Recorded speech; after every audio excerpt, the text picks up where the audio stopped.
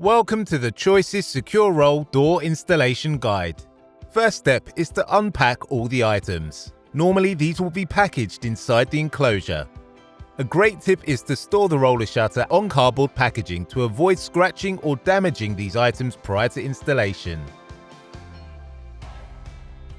Guides are handed and lips need to be on the inside of the garage. Incorrect handing will result in the back of the guide not lining up with the back of the box.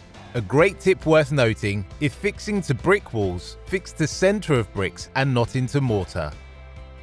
First fixing hole should be at least 150 mm down from top of guide. This then avoids contact with header spigot from roller enclosure. If face fixing, the guide height should be at least 50 mm above the structural opening to maximize drive-through height. To mark up the guides, position guides along the fixing wall and mark up drill holes, avoiding mortar joints and other obstacles. A minimum of 4 7mm fixing holes are required. Drill 6mm pilot holes all the way through, then oversize to 14mm to outer channel only to allow header fixings to go into channel. The motor barrel is held in place by a captive bearing and 2 countersunk bolts with nuts on the other end. Enlarge pilot hole to allow the manual bar operation to access the motor and override it. Make sure you remove all pre-assembled nuts and bolts from motor end. The capture bearing will only rotate freely when the right way up. Offer the barrel into the casing motor end first and secure with 2 bolts. Offer the opposite end to the captive bearing. If the bar does not line up, use the manual override bar to turn the shaft. Unlock the fixing bolt and slide the shaft into place, moving fixing bolt along to lock and secure shaft. Secure motor ends with nuts and bolts. Tighten the clasp up against the plastic casing. A great tip worth noting: if shaft does not line up with captive bearing, rotate barrel with manual override action.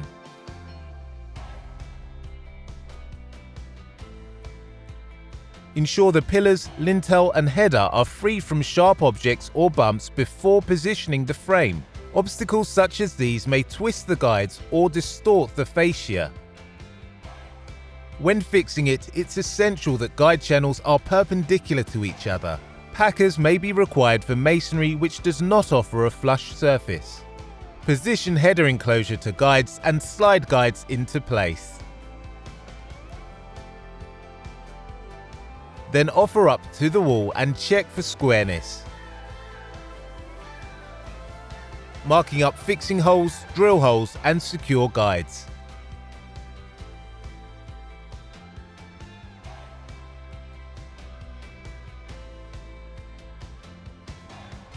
The end plate pegs are not designed to carry the weight of the door. It's important to fix the end plates into the wall and to take care when maneuvering the door to avoid snapping them. Wire up using installer's control unit or wire up door to power supply and test rotation of motor barrel. Prior to fitting the roller curtain, cover the barrel with bubble wrap to provide temporary protection. The curtain is attached to the shaft by locking straps. These slide into the top of the curtain, wrapping around the barrel. Lock into place with a central locking peg and a screw either side. Unpack curtain and lift up onto the barrel, unraveling the shutter, feeding the bottom rubber end over the rail and inserting into the guides. Roll out half of the shutter.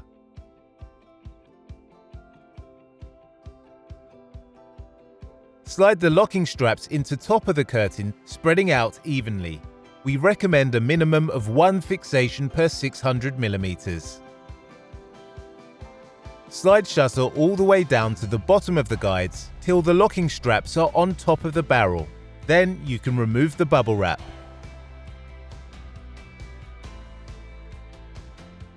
Line locking strap up with barrel and then fix into place by turning center clip and snapping into place. Working along the barrel, fixing all clips into place. A strip of tape will indicate the length of motor inside the barrel. Be careful when drilling in this section as not to drill into the motor. Securely fix all locking straps, drilling holes each side of locking clip and then secure with 2 screws. Apply protective Velcro to straps and barrel.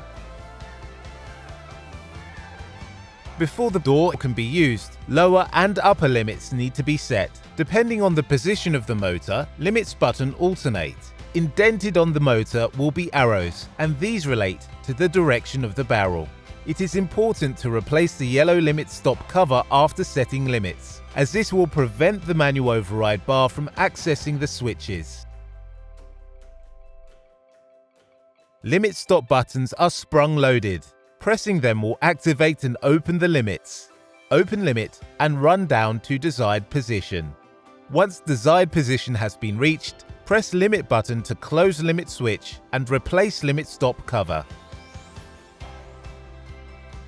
Offer lid up to hood and mark up hole for manual override.